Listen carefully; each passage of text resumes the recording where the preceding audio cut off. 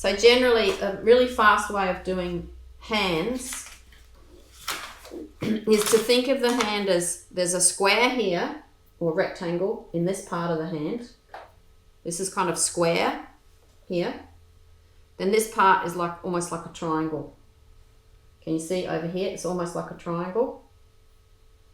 And then from this end of this square, the thumbs come out. And you can just use straight lines, little triangle, little rectangle, little triangle. So see, they're all fairly, if you do fairly straight lines, can you see this shape that I'm making with my hand here is pretty close to the shape that you see up in here.